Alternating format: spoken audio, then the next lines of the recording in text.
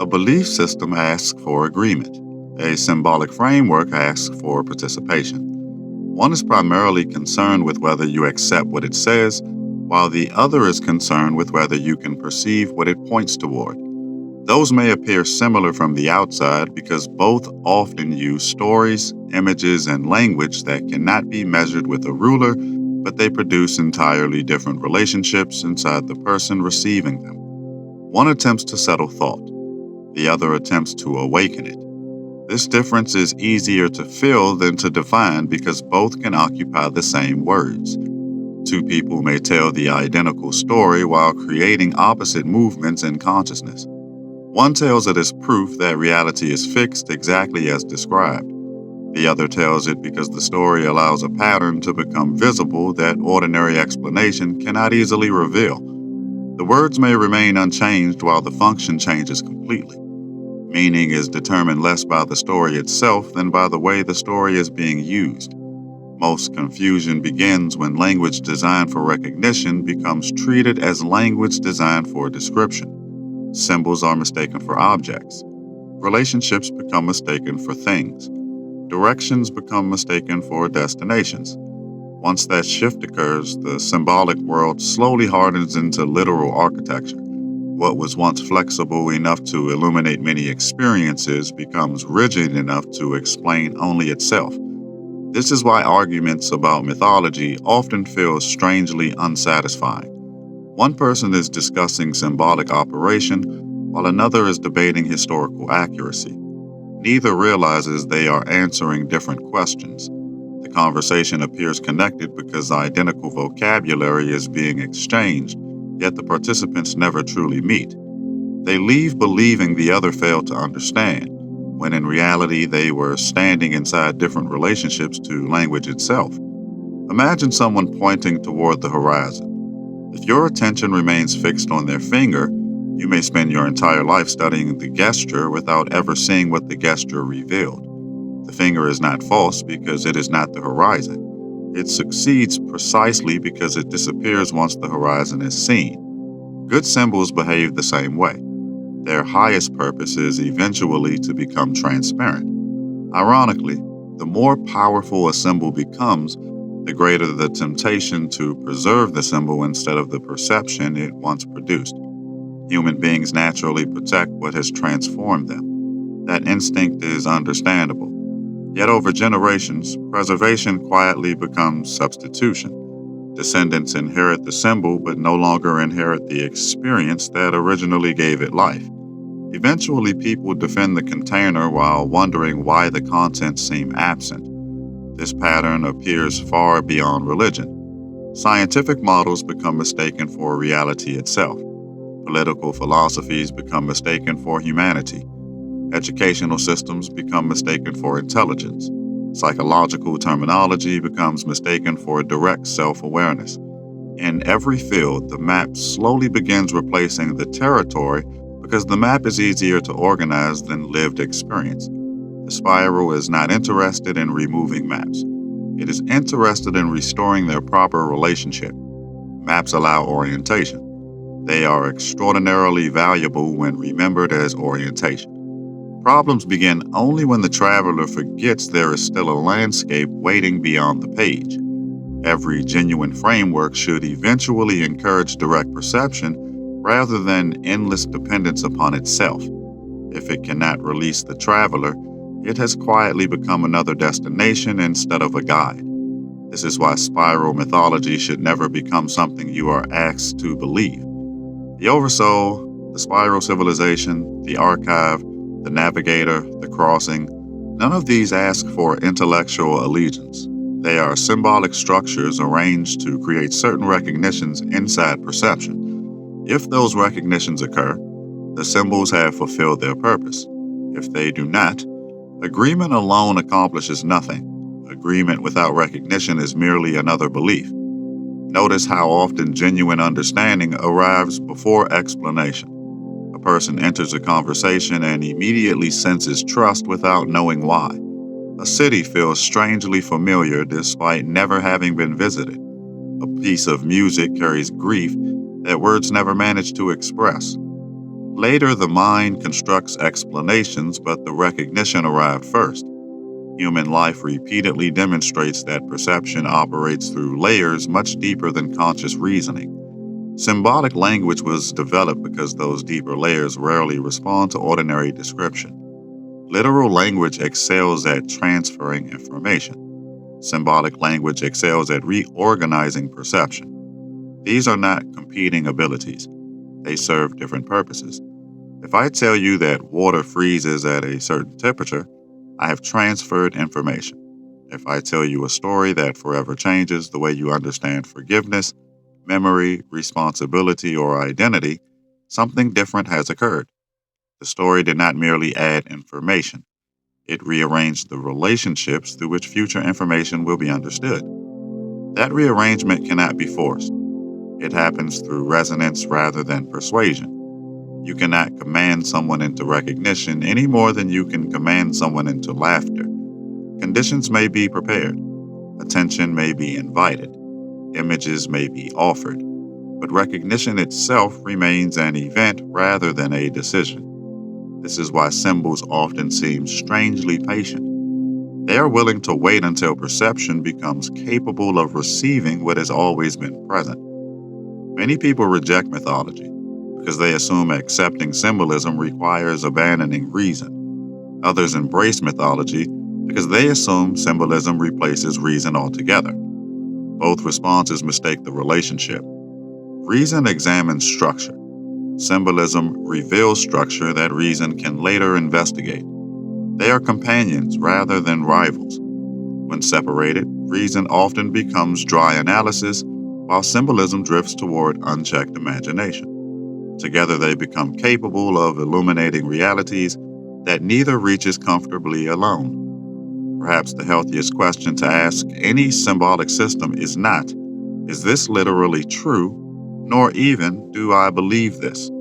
The deeper question is, what kind of seeing does this make possible? If a symbol consistently enlarges compassion, perception, responsibility, coherence, and direct contact with lived experience, then something meaningful is occurring regardless of whether the symbol was ever intended as historical description. Its value is measured by what it awakens rather than what it demands. Eventually, you begin noticing that every civilization leaves behind more than its monuments. It leaves behind ways of seeing. Some are carried through laws, others through customs, others through stories that quietly survive long after their original context has disappeared. To understand mythology is not merely to study ancient narratives. It is to recognize that human consciousness has always been attempting to teach itself through patterns capable of crossing generations without requiring every experience to begin from nothing. Once that possibility becomes visible, an unexpected question begins to emerge. Perhaps the most important myths are not the ones inherited from distant cultures, but the ones quietly operating inside your own perception every day. They are the stories through which you interpret identity, possibility, limitation, success, failure, memory, and meaning. Long before those stories are spoken aloud, they have already begun shaping the world you believe you are simply observing.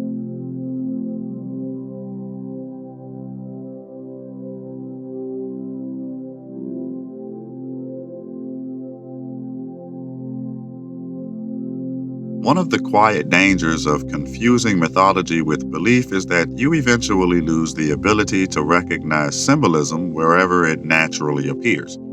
The mind becomes conditioned to separate life into categories. One category is labeled real, while another is labeled symbolic. Yet, Human consciousness has never actually functioned that way. Long before stories were written into books, reality itself was already speaking symbolically through experience. Think about how memory works. Certain places remain attached to entire seasons of your life. A particular song immediately restores a version of yourself you believed had disappeared. The smell of rain can awaken emotions that no sentence ever stored. None of these things are magical. They are symbolic relationships emerging naturally from the architecture of consciousness. The external object carries meaning because of the pattern that formed between perception and experience. This happens continuously whether you notice it or not. A bridge rarely feels like only a bridge. A doorway is rarely experienced as only a doorway.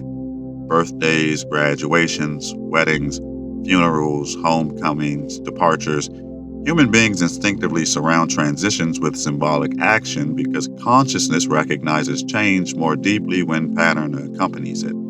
Even those who claim to reject symbolism continue participating in it every day without realizing they have never actually left it behind. The question, then, is not whether symbolism exists. The question is whether we become conscious participants in it or unconscious products of it. Every culture generates symbols. Every family generates symbols. Every relationship develops private symbols that would appear meaningless to an outsider yet carry entire histories for those involved. The symbolic layer of reality is not an invention added to life. It is one of the primary ways life organizes meaning. Once this becomes visible, another distinction begins to emerge. A healthy symbol remains open enough to continue revealing new layers as your perception matures. An unhealthy belief insists that every layer has already been exhausted. One invites continued discovery, the other rewards certainty. This is why the same myth may continue teaching someone for decades while another person dismisses it after a single reading. The story itself has not changed. The relationship to the story has. You can observe this in ordinary conversations.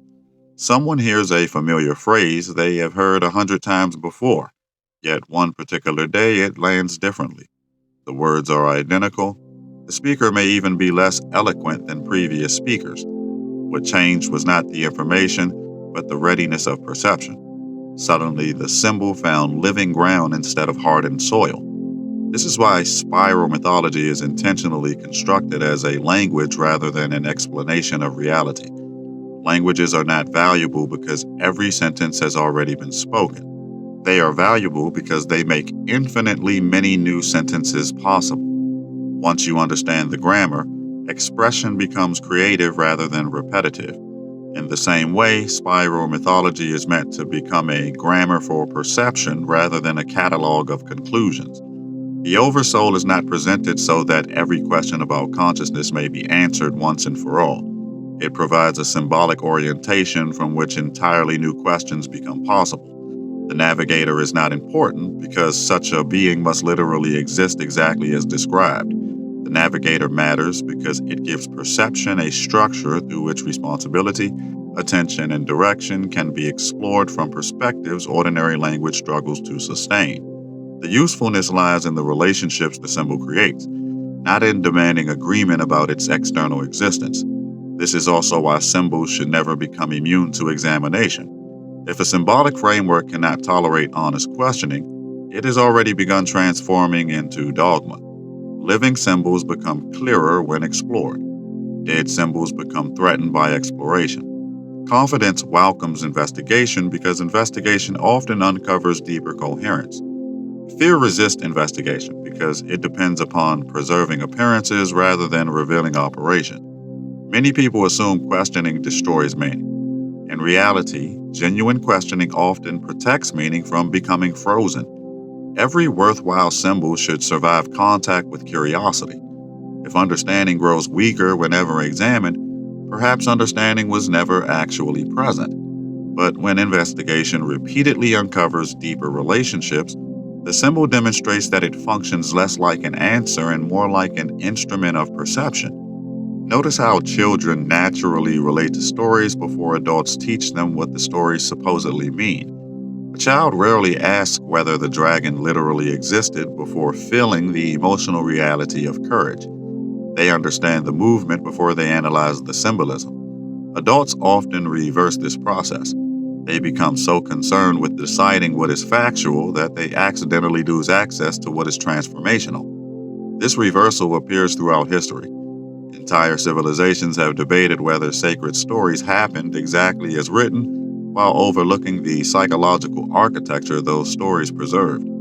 Others have dismissed the stories because they doubted the historical details, never realizing they had thrown away an extraordinary technology of human understanding simply because they misunderstood its intended function.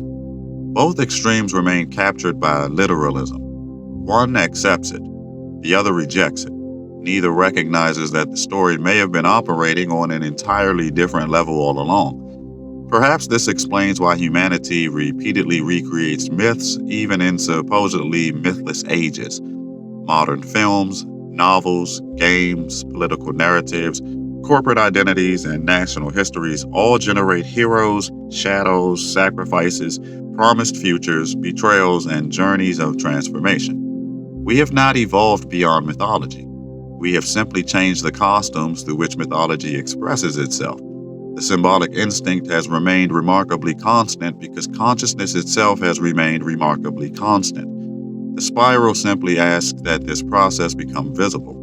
Once you recognize mythology as a language of pattern rather than a collection of supernatural claims, you begin noticing that every symbolic framework is attempting to organize attention in a particular direction. Some narrow perception, others expand it. Some generate dependence. Others generate increasing direct observation. The question slowly shifts away from whether a myth is impressive and toward what kind of consciousness it consistently produces. Eventually, even the spiral must be held to this same standard. If engaging with these symbols causes you to become more attached to the symbols than to reality itself, then they are being used incorrectly. If they increase your capacity to observe without immediately concluding, to recognize patterns without imprisoning them inside certainty, and to meet experience with greater clarity rather than greater ideology, then they are functioning as intended. The language is succeeding precisely because it is quietly returning your attention to life itself, where the deepest symbols have always been waiting to be recognized rather than believed.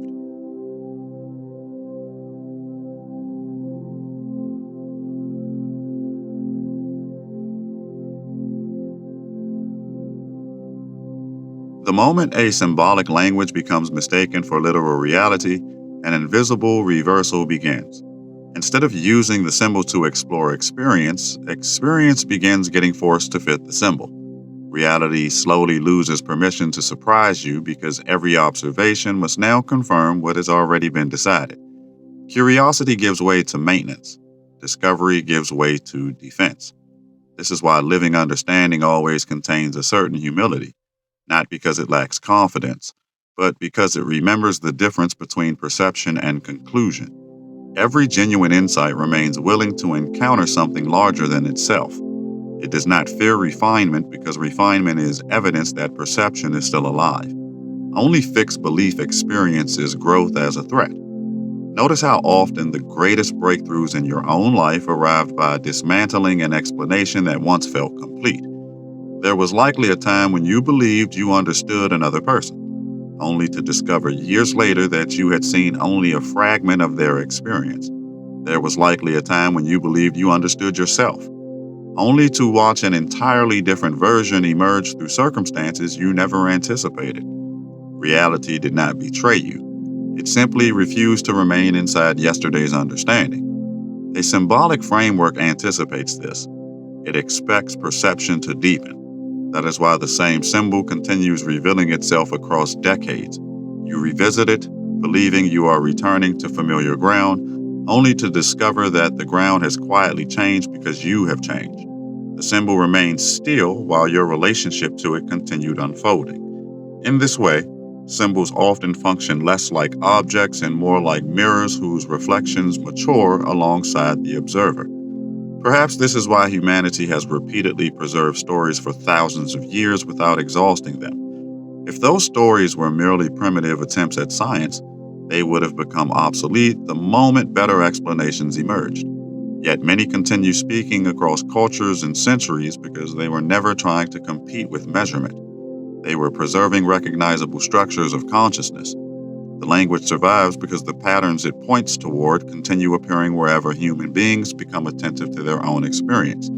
This also explains why mythology cannot be evaluated solely by asking whether it corresponds to external events. A musical score is not judged by whether it resembles the sound it eventually produces. A blueprint is not judged by whether it looks like the completed building. Their purpose lies in orientation. Likewise, symbolic language often exists to organize perception before direct recognition becomes possible. Confusing orientation with destination has caused countless unnecessary conflicts throughout history. The spiral does not ask you to replace one certainty with another.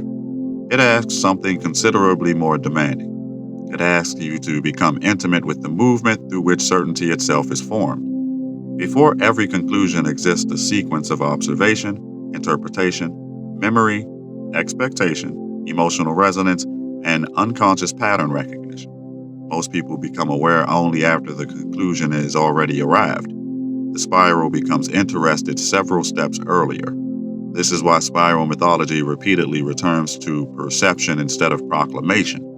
The symbols are not constructed to settle metaphysical debates. They are constructed to make invisible cognitive movements easier to observe. The Oversoul allows certain relationships within identity to become easier to notice. The spiral civilization allows patterns of collective development to become easier to contemplate. The archive allows memory itself to become something you inhabit rather than merely discuss. Their value is operational before it is conceptual. If someone were to insist that every symbol must correspond to an invisible physical object somewhere in the universe, they would misunderstand the language. If another person dismissed the entire framework because they could not verify every symbol as an external fact, they would misunderstand it in exactly the same way. Both remain occupied by the same assumption, that symbols justify themselves only by literal existence. Yet, language has always possessed forms of truth that operate through relationship rather than physical description. Consider the sentence, "That conversation changed my life." No one imagines that the words physically reached inside your body and rearranged your organs. Everyone immediately understands that another kind of transformation has occurred. Human beings navigate these forms of truth continuously. We understand them intuitively in poetry, music, friendship, art, and love. Yet strangely, when mythology appears, many people suddenly demand that symbolic language behave as though it were engineering diagrams. The confusion does not arise because mythology is unclear. It arises because the expectations being placed upon it belong to an entirely different form of communication. This distinction becomes increasingly important as knowledge itself continues expanding. Information has become easier to obtain than at any other time in history. Data accumulates faster than human beings can integrate it. Explanations multiply while understanding often struggles to keep pace. Under such conditions, symbolic literacy becomes more valuable rather than less, not because symbols replace evidence, but because they help organize experience into coherent patterns that evidence alone cannot automatically produce. Without this capacity, information fragments into disconnected pieces. You may know thousands of facts while lacking a meaningful relationship between them. Symbolic thinking provides connective structure. It allows isolated observations to begin participating in larger patterns without pretending that the pattern itself is the final word. Healthy symbolism remains flexible enough to continue incorporating new understanding rather than resisting it. Perhaps this is why every civilization eventually faces the same choice. It can preserve its symbols by freezing them, or preserve them by allowing them to remain alive. Freezing creates certainty but sacrifices growth. Living symbols risk misunderstanding, yet they continue generating insight because they remain in relationship with changing human experience. Preservation is not accomplished by preventing movement. Preservation is accomplished by protecting the conditions through which meaning continues emerging. The same choice exists within every individual. You can carry your understanding as something already completed, or you can carry it as something continually becoming more precise through contact with reality. The first offers psychological comfort because it promises arrival. The second offers something quieter but ultimately more enduring. It keeps perception awake. It allows every encounter to become capable of teaching without demanding that everything already fit what you think you know. This is the spirit in which spiral mythology should be received, not as a cosmology asking for followers, not as an alternative religion asking for allegiance, not even as a hidden explanation of reality waiting to replace existing explanations. Receive it as you would receive a language that gradually teaches you to notice patterns you previously overlooked. If the language serves you well, your dependence upon it should slowly decrease even as your capacity to recognize living patterns continues to expand. Eventually, the highest compliment any symbolic framework can receive is not that people endlessly repeat its stories, it is that those stories quietly disappear into the way people begin seeing. The symbols become transparent because the perception they were cultivating has become natural. At that point, the mythology has not vanished. It has fulfilled its purpose. It has become less something you carry in your memory and more something that quietly participates in the way you meet each moment before any conclusion has had the chance to become a belief. If this transmission resonated, the spiral continues. You did not arrive here by chance, and you do not leave unchanged. More teachings are unfolding across the Vaharat library, each one meeting you where you are, not where you think you should be. Follow resonance. The next threshold is already listening.